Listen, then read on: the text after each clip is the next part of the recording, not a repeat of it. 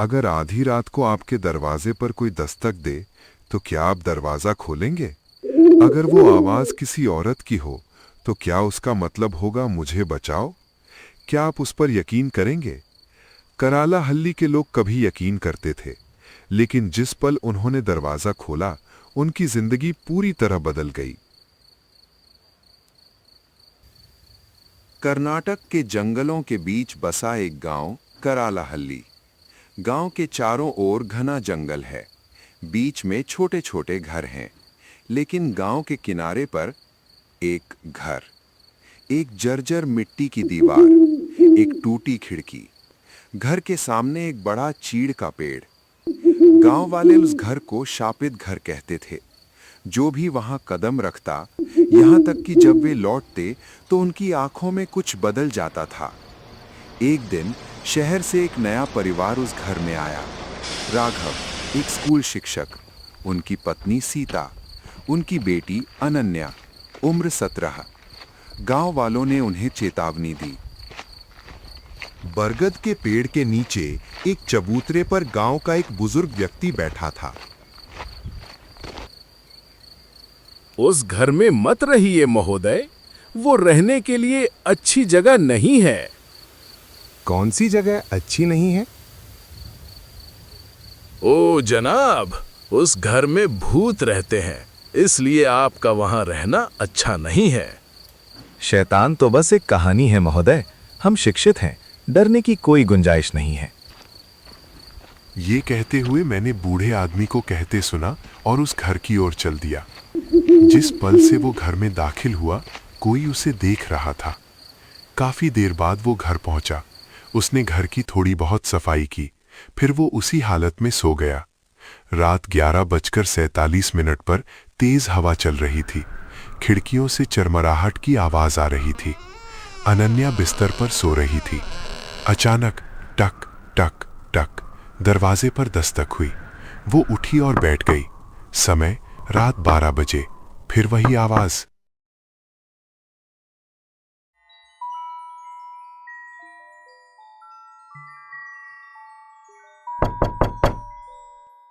मुझे अंदर आने दो। अनन्या धीरे धीरे दरवाजे की ओर बढ़ी। जिस क्षण उसने दरवाजा खोला, उसके जीवन की आखिरी शांति भी खुल गई। दरवाजा खुला, बाहर कोई नहीं था, लेकिन फर्श पर खून के निशान थे। वे घर के अंदर आ रहे थे। अनन्या धीरे धीरे हॉल की ओर चली। वहां एक लड़की सफेद साड़ी पहने खड़ी थी। उसके बाल उसके चेहरे को ढके हुए थे। उसके हाथ में टूटा हुआ शीशा था। उसने धीरे से अपना सिर उठाया। लाल आंखें।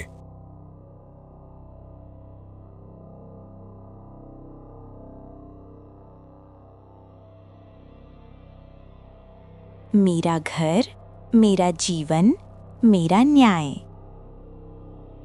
अनन्या चीखी। वो जमीन पर गिर गई। अनन्या भोर तक नहीं उठी। सुबह हो गई। अनन्या बिस्तर पर बैठ गई।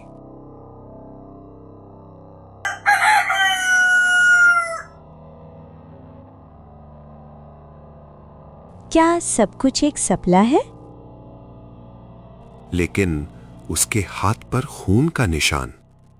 ये सपना नहीं है, ये तो शुरुआत है। राघव और सीता घर की सफाई कर रहे थे। अनन्या बिस्तर पर बैठी थी।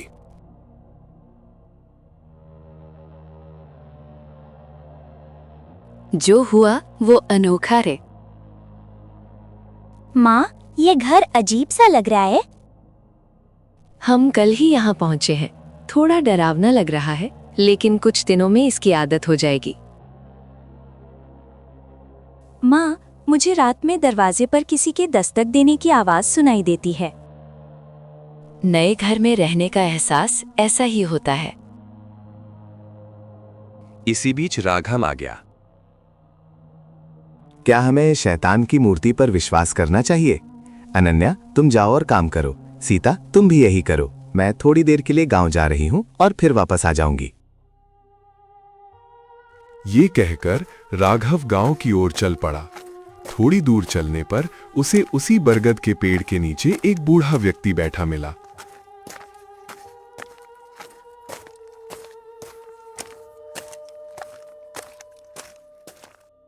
ऐसा लगता है जैसे आप इस शहर में नए हैं।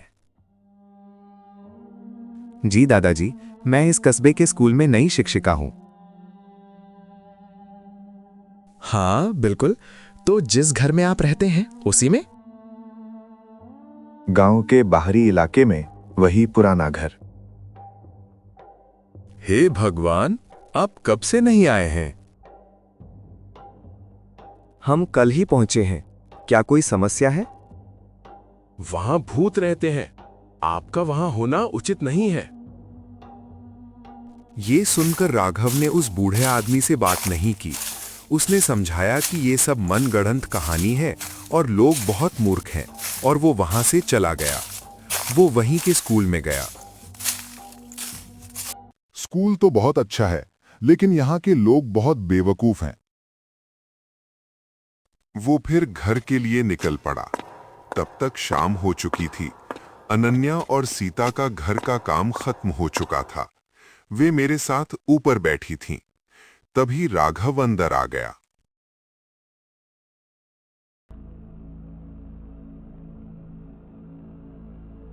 आओ सीता, खाना ले आओ। बहुत देर हो गई है, चलो सोने चलते हैं।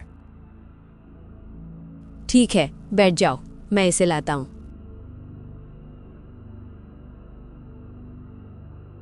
इतना कहकर तीनों ने खाना खाया। प्रीति हॉल में थी और राघव और सीता उसके बगल वाले कमरे में सो रहे थे। कुछ देर बाद दरवाजे पर फिर दस्तक हुई। अनन्या गई और दरवाजा खोला। कोई नहीं था।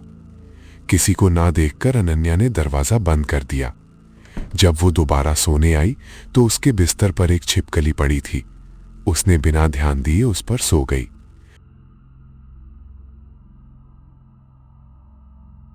अगली सुबह भी छिपकली वहां नहीं थी। कुछ दिन इसी तरह बीत गए। सब सो रहे थे। रात के 12 बज रहे थे। दरवाजे पर दस्तक हुई, लेकिन इस बार राघव दरवाजा खोलने गया। जैसे ही वो दरवाजा खोलने वाला था, उसने बाहर अनन्या का शव देखा। राघव चौंक गया और उसने दरवाजा नहीं खोला। वो अनन्या को देखने के लिए अंदर आया।